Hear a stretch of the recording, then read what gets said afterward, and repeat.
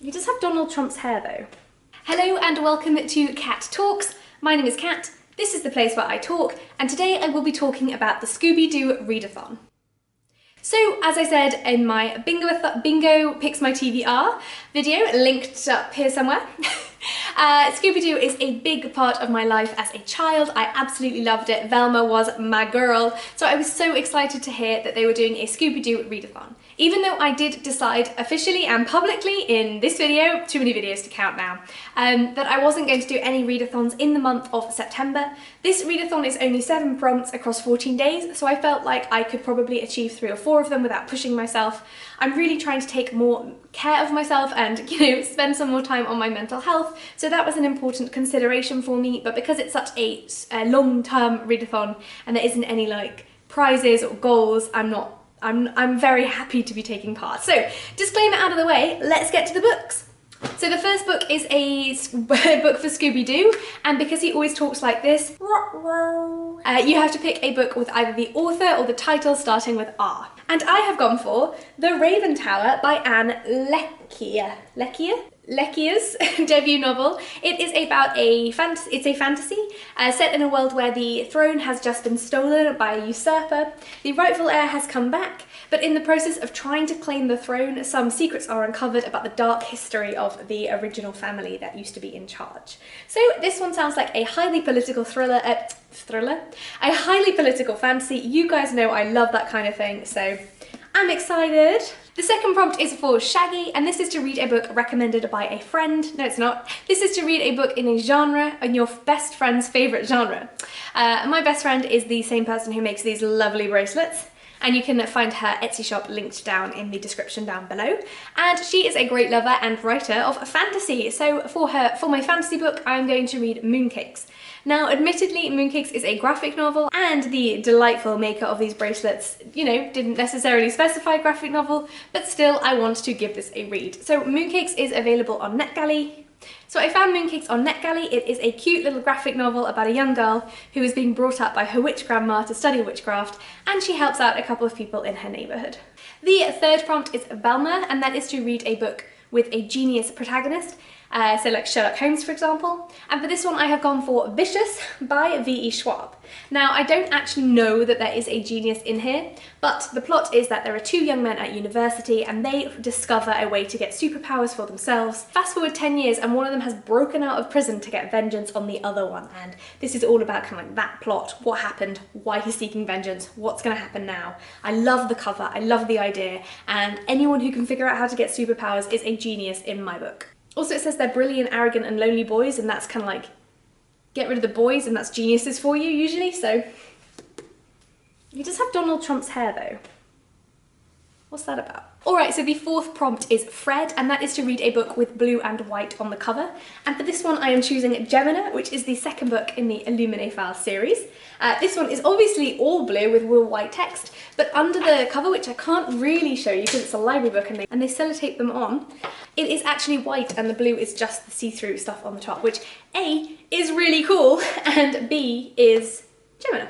So, this book is the second book, as I said, in the Illuminae Files trilogy, written by Jay Kristoff and Amy Kaufman.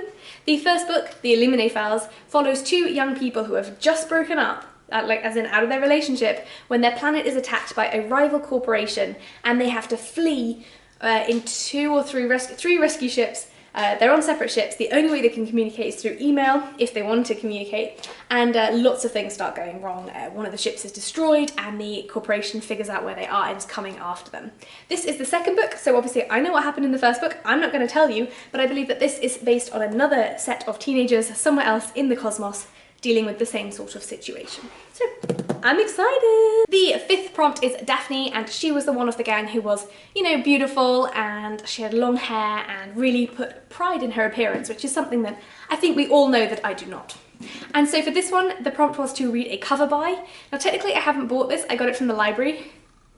But is she beautiful? Now this is the book where I might cheat a little bit because this has to be back in the library by like the 4th of September, so if I read it within the within the readathon, I would have to start it on the 2nd, so I might actually start on the 1st, I'm not sure. I really want to read it before I have to take it back, so that's a very big concern for me. But The Unhoneymooners is about 2 people who are part of a bridal party. They have some history and really don't like each other, but they're the only ones in the bridal party who don't get sick because of the buffet at the wedding. So they are chosen to pretend to be the couple and go on the honeymoon.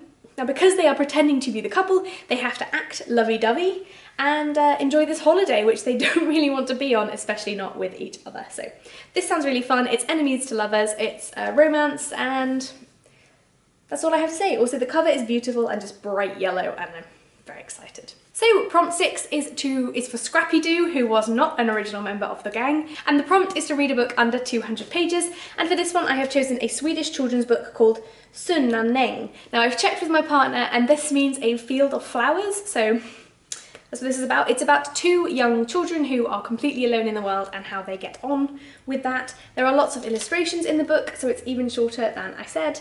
And I'm just really excited to read it. I love this author, Astrid Lindgren. She's very famous. She wrote Pippi Longstocking, and she's just a very good children's author, so can't wait to read this one. The 7th prompt is the mystery machine, and the prompt is to read the group book, which is Meddling Kids by Edgar Cantero. Now, I have owned and read this before. I gave it a 3 stars. I thought it was okay.